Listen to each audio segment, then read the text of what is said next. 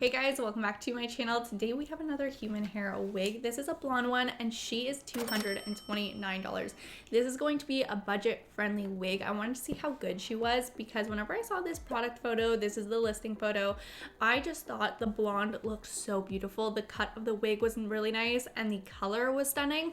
And so I wanted to see how good it actually is for $229 because that is a really good price. So this is the box that I ended up getting for December from Jessie's Wigs. It's so pretty. It has the Christmas theme into the front. It looks so nice, especially if you're getting like a Christmas gift for somebody. I think this box would be beautiful if you're getting them a wig.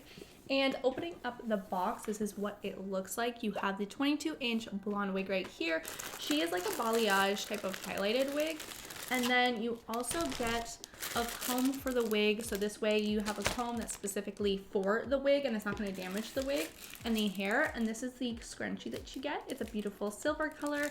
And then you also get a wig cap in a nude color. Basically get everything that you need for your wig. Because she is a 4x4 closure, I don't really need anything else. I don't think I'm going to have to glue her down. She doesn't have a lot of lace. And so we're going to see how good she is. Let's take her out of the bag and see what she looks like.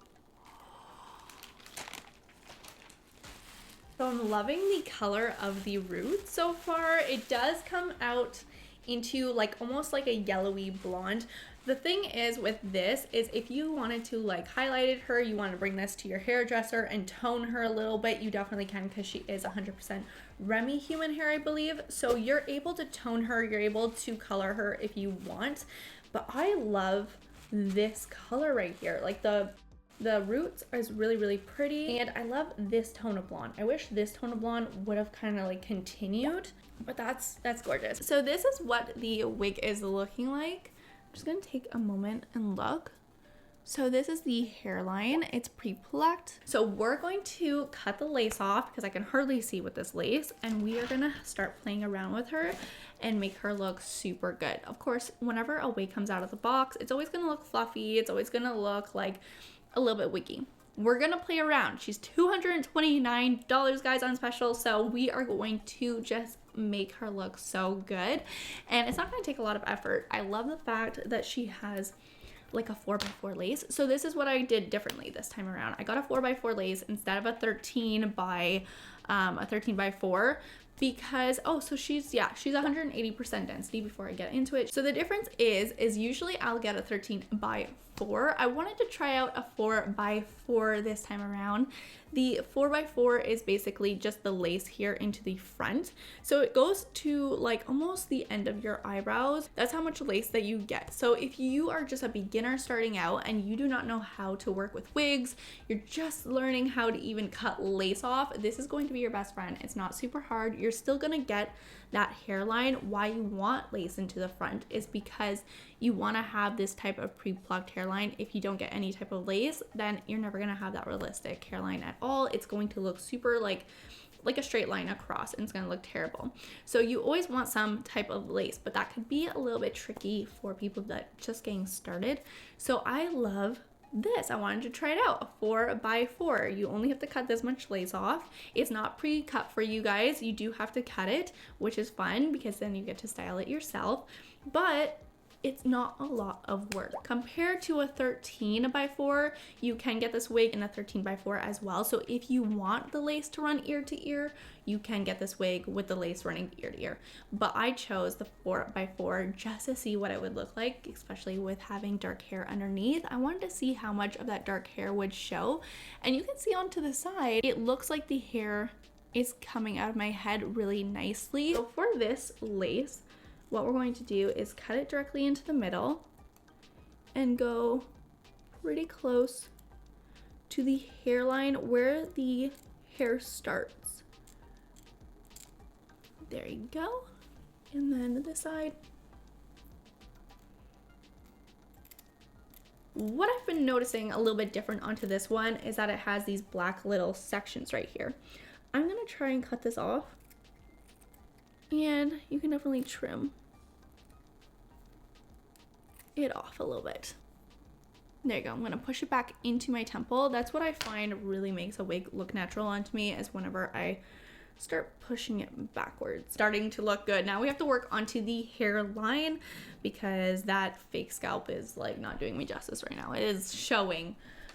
And you wouldn't have this problem if you were laying this on top of your bare head, but because I do have dark hair underneath, I have to put some fake scalp tape, or I have to put something, and I don't like the way that wig caps can look, so I always use fake scalp tape. I'm just going to disguise this with a little bit of powder because my fake scalp is kind of sliding back a little bit, which with blonde wigs I always like to add a little bit of powder right here and push it in and put it all through the middle part so it looks a little bit better. And so if you guys want like a full tutorial, I do have one onto my channel where I show you guys how to make blonde wigs look realistic, like how I wear my blonde wigs. I always do these steps every single time I wear them. And then I like to move this area. I'm gonna put a little bit of powder through here so we don't have that line. You see that line a little bit? I want to kind of disguise that line with just a little bit of powder. I'm not doing anything special. I'm really just going in there and rubbing. I feel like with dark wigs, when you use powders, you can tell a little bit more that you have like a powder into your middle parting, but with blonde wigs, I feel like it disguises it so well. And that's why I love wearing blonde wigs. If I had to choose like the easiest wig to wear for an everyday type of situation, it would be a blonde wig. They're just easier. Sometimes, depends. Like if you're going for a budget-friendly one, definitely blonde. You're not gonna have any knots into the front, like hardly any visible knots. If you do have any, you just take a little bit of powder. But what I did right here was I just went in and I cut this side because I felt like you could still see the lace a little bit.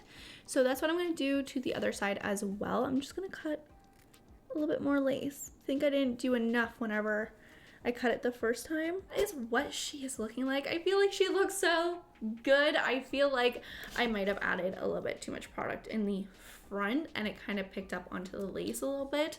But other than that, I feel like she looks really pretty. I love the blonde. It's like a bright blonde. So if you guys want this wig, I will leave her linked in the description box down below. She is super affordable.